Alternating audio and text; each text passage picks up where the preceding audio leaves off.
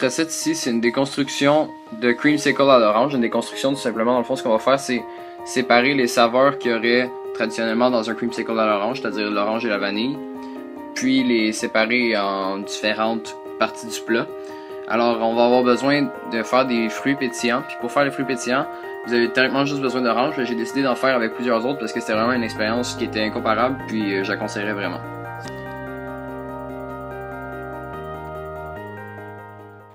Donc pour les fruits pétillants, vous allez avoir besoin bien évidemment de fruits, ensuite de glace sèche, d'un rouleau de pellicule plastique, d'un linge si présent, et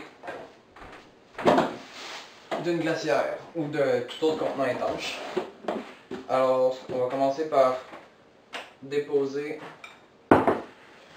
la glace sèche au fond de la glacière. C'est important de tenir la glace sèche avec un linge, quelque chose comme ça, parce que c'est très froid et ça pourrait vous blesser. On dépose dans le fond, juste comme ça.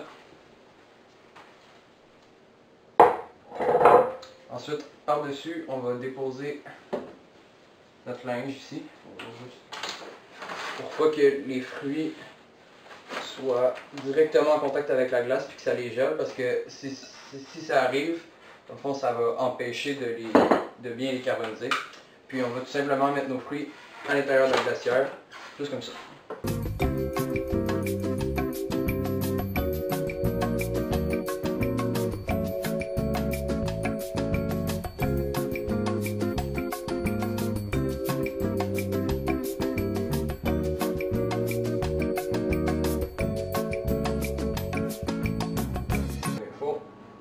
Puis là, on va l'envelopper de pellicule plastique. Puis il faut être généreux.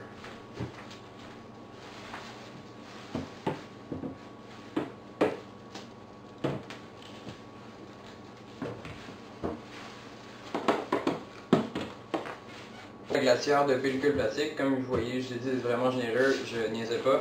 Il faut vraiment que ce soit au complet, pour pas que le gaz de la glace sèche puisse s'échapper. On va le placer dans un endroit frais pendant 12 heures. Ça peut être votre réfrigérateur si vous avez beaucoup d'espace, ou tout simplement, comme dehors il fait assez froid, je vais le placer dehors moi. Puis ben, c'est ça.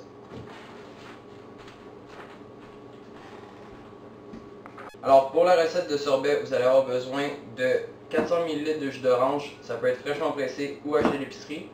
Puis ici dans ma casserole, j'ai un tiers de tasse de sucre, un tiers de tasse d'eau, puis le zeste d'à peu près une orange.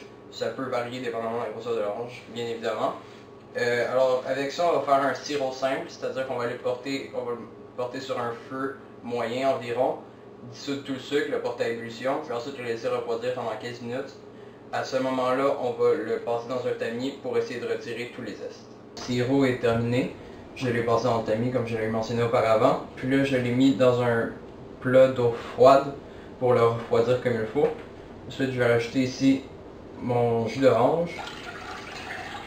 Puis tout simplement, juste pour s'assurer qu'ils sont bien mélangés, prendre mon malaxeur à immersion.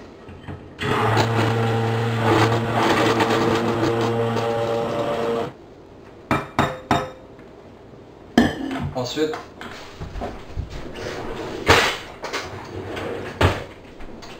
on peut goûter avec une cuillère. Si c'est trop sucré, vous pouvez ajouter du jus de citron un peu. Si c'est pas assez, rajoutez un peu de sucre. Juste parfait.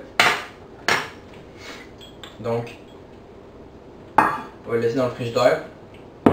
Alors pour la recette de gâteau éponge, vous allez avoir besoin de 7 œufs plus 2 jaunes d'œufs. Ensuite, 3 quarts de tasse de farine, une tasse de sucre, une demi-tasse de poudre d'amande, puis une gousse de vanille. Alors maintenant, on va tout ajouter ces ingrédients-là dans un bol.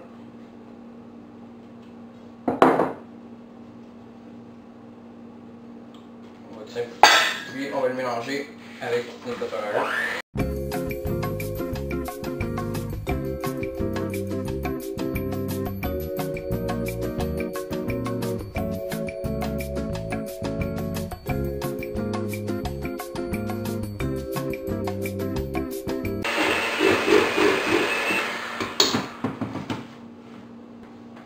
Alors une fois que notre mélange de gâteau était bien mélangé, Je l'ai tout simplement vidé dans mon siphon ici.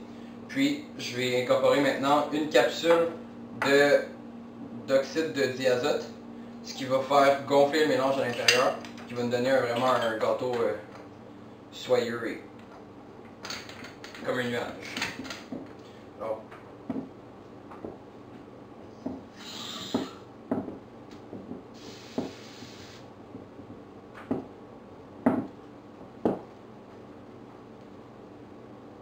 assurer que ce soit bien scellé.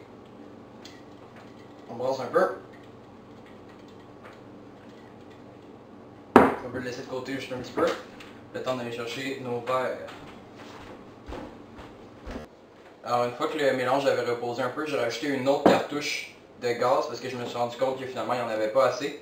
Là ce qu'on va faire, c'est qu'on va prendre des verres puis on va les remplir à peu près jusqu'au tiers avec notre mélange. Attention, c'est un petit peu violent quand ça sort.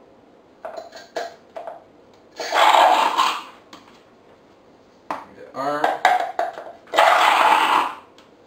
De 2.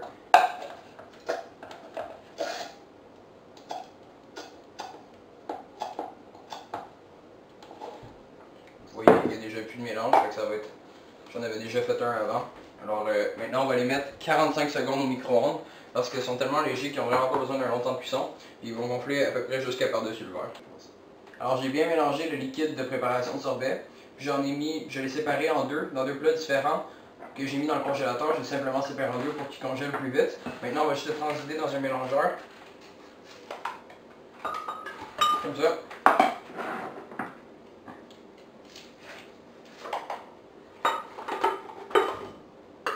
Alors ça n'a pas vraiment la texture d'une glace solide puisqu'il y a tellement une grande teneur en sucre à l'intérieur du sorbet qu'il ne peut pas geler complètement.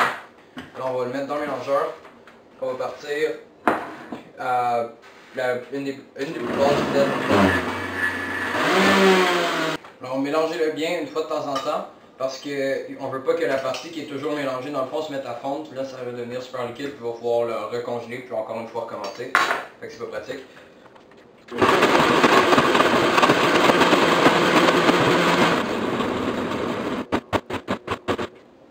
Alors, une fois qu'il est bien soyeux, même si c'est quand même pas pire, vous pouvez le transvider dans un bol que vous allez mettre au congélateur le temps de finir vos autres plats. Alors maintenant, on va ouvrir la glacière pour prendre nos fruits qui devraient être pétillants jusqu'à maintenant, alors c'est le moment de vérifier.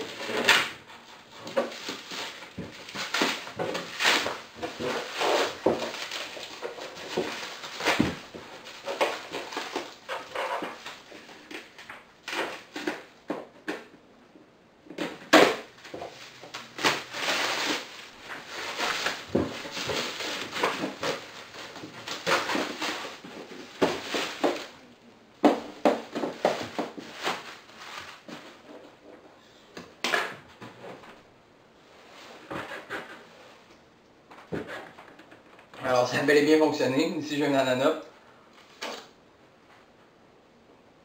Il est vraiment pétillant, on jurerait une boisson gazeuse pour vrai. C'est super bon, ça fait vraiment sortir le goût du fruit. Je le conseille vraiment, pour vrai, c'est vraiment intéressant comme...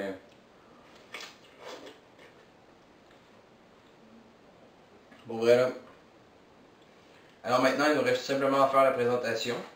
Alors on va prendre un segment d'orange pétillant. On va placer juste ici. Ensuite, on va prendre un peu de notre sorbet à l'orange. Juste à côté. Un peu de crème fouettée. Juste en avant. Ensuite, on va prendre un segment de gâteau éponge. Puis on va juste essayer de le couper pour qu'il soit de la bonne grosseur. Déposer juste par-dessus les ingrédients ici. Puis là, juste prendre un peu de sucre en poudre.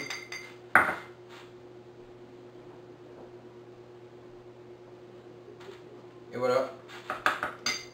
Alors c'est notre déconstruction de creamsicle à l'orange. Fini.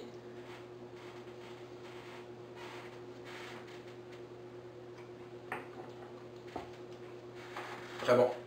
Alors il y avait deux principes de la cuisine moderne que l'on utilisait dans nos recettes. La première c'était les fruits pétillants, puis ensuite il y avait les gâteaux que l'on faisait avec des siphons alimentaires.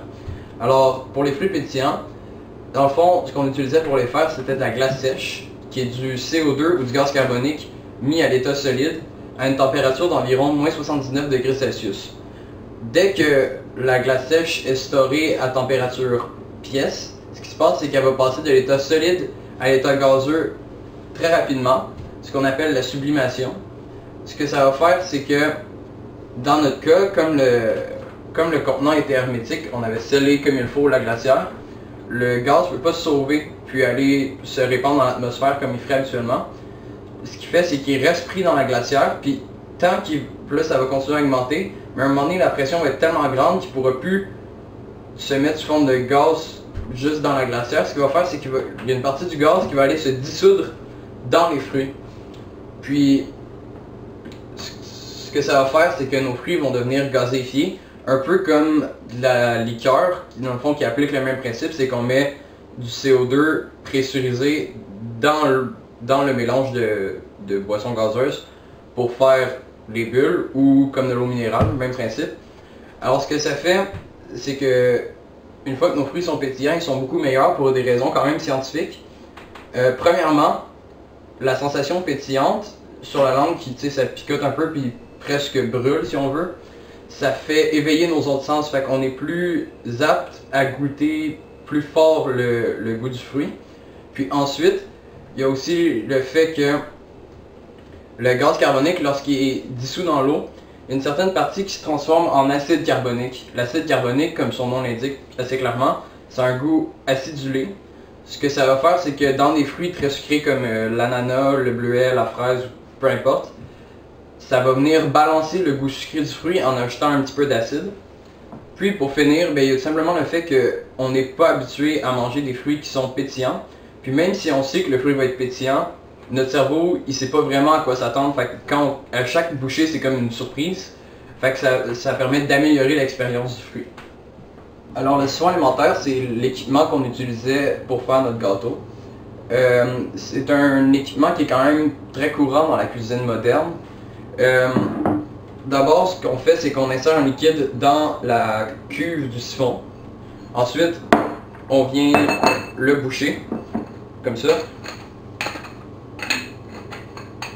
Puis, ce qu'on va faire, c'est qu'ensuite, on va rajouter une cartouche d'un gaz quelconque. Souvent, c'est du...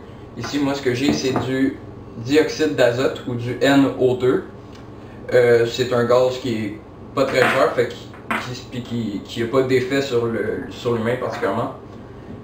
Alors, ce que ça fait, c'est que comme le siphon est contenu, puis qu'il est hermétique, le gaz est pris à l'intérieur, puis il va aller aérer notre mélange qu'on a acheté. Ça peut être de la crème pour faire de la crème chantilly, ou dans notre occurrence, c'était un appareil à gâteau.